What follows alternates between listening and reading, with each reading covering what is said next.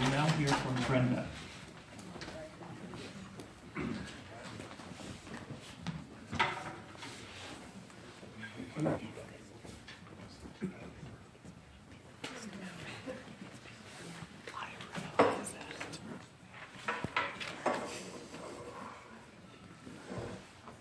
All right, I'm a teacher, so I might be able to talk loud enough for you to hear.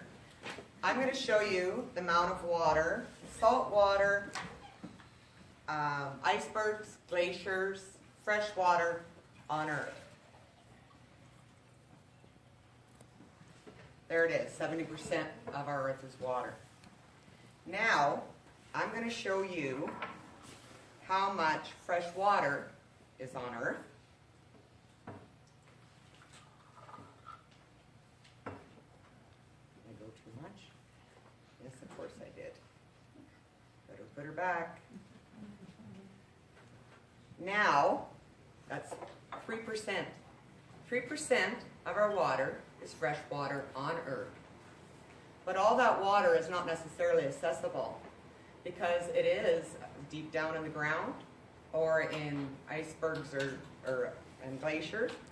So when we get to how much water is accessible to humans to drink of all of our water, that's what we have.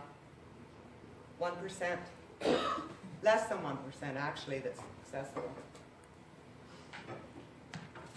All right, as you can tell, you probably know now I'm a teacher. I'm Brenda McKenzie, and I'm an educator in the Red Deer Catholic and Chinook School Division. I've lived and raised my family in the Caroline area for over 30 years. I've seen many changes, some for the good, some not so much. If I was to say, what is the reason I live out in the bush? It would be, of course, because of the bush and for the beautiful, clean rivers, lakes, and streams. The Clearwater River is my favorite.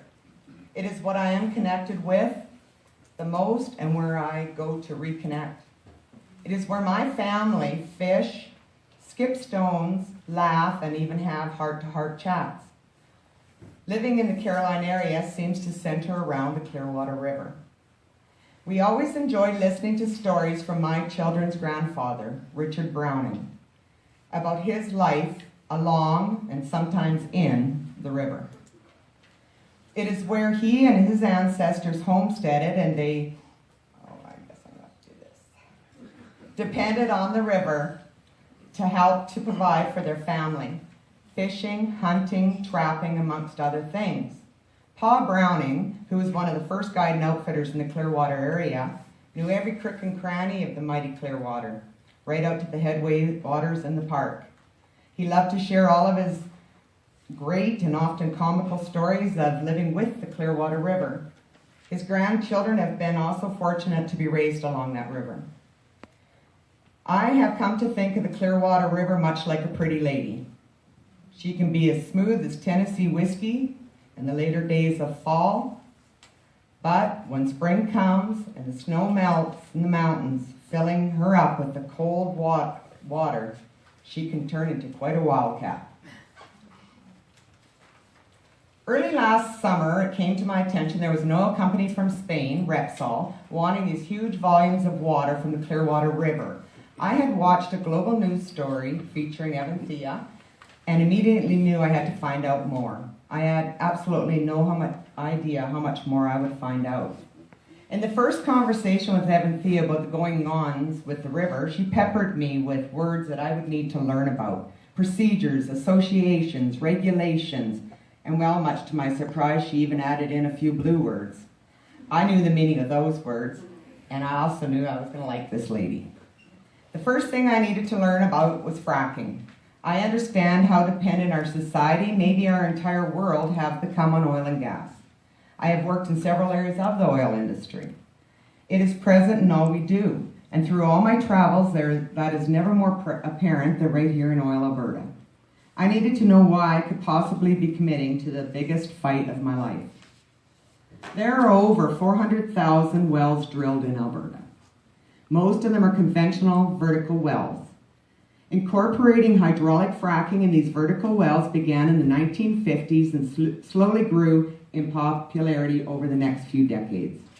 It was in the early 2000s when they realized they could use hydraulic fracturing in horizontal drilling, which increases the length of the pay zone. This allows access to the shale layer that holds what they call tight gas or oil. With horizontal hydraulic fracking, the well is drilled vertically from surface, less than 1 kilometer to several kilometers straight down, and then at the kickoff point, they can begin to drill horizontally up to several kilometers. Once the drilling is completed, the rig is moved off and the fracking company will come in with their high pressure, high volume fracking pumps, a blender unit to mix the frac fluid, a command center to monitor the frac and seismic activity, and several other pieces of equipment required in the fracking process. With the increased depth and 90-degree angle in a horizontal well, it is necessary to achieve intensified pressures to fracture that shale and rock. These pressures can be from 4,000 to over 14,000 psi in the Duvernay Formation. With the need to use such heightened pressure, it requires a massive increase in fresh water. In the Rocky Mountain House area, there are wells that use an average of 46 million liters of fresh water per frac. And in the Fox Creek area, they're using over 70 million liters of fresh water in each well's fracking fluid. Fracking fluid is generally made up of 98.5% fresh water and sand. The quantity of sand can be from 7 to 21 million pounds. The rest, the 1.5% of the total volume, is 80 to 300 tons of a toxic chemical cocktail, which may include additives such as acid, methanol, and ethylene glycol. The small percentage of fracking fluid that returns back to the surface is called flowback. This water is highly toxic and poisonous and can be radioactive, so it has to be disposed of very carefully. This usually involves taking it to another injection well and pushing it down under the ground. The Canadian Association of Oil Well Drilling Contractors state that each working drilling rig supports an additional 145 jobs, directly or indirectly.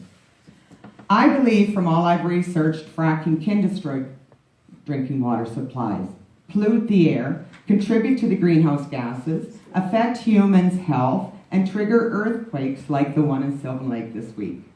So, after learning that, yes, there is a major concern of the massive amounts of fresh water that will be destroyed in fracking, I had to think to myself, no, we should be okay. The provincial government will take care of us and ensure all Albertans will always have enough fresh water. Upon further investigation, I was soon to learn that a provincial operated agency that I thought surely must exist did not. The public agency had actually been discontinued, and its responsibility had been turned over to a private corporation in June of 2013. This one-stop shop that the Alberta government established would save the industry time and money when obtaining regulatory approvals. The energy industry's wishes had come true. The Alberta Energy Regulator operates at an arm's length from the Alberta government. The AER is now the single entity to administer the Public Lands Act, the Environmental Protection and Enhancement Act, and the Water Act. And here's the best part. They are a private corporation that is funded 100% by energy industry. The regulator of our public lands, environmental protection, and our water, who have the authority, amongst other things, to allocate the water licenses to the energy industry, is funded 100% by the energy industry. My mom would have surely said, that sounds like the fox guarding the hen house. The Alberta Energy Regulator has a very confusing and clumsy website where if you want to look for specific water licenses or applications, you'll find very little information about it. But if you're willing to pay $32, the AER will send you a copy. There is little to no transparency to the public sector or the activities of the Alberta Energy Regulator in regards to the management of our water, land, and environment.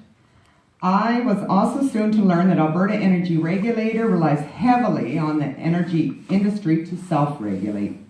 This means that Repsol Oil and Gas, the Spanish-based company, who the AER approved the 10-year water license to extract the 1 billion liters per year, so that would be 1 billion of these things, from our clear water.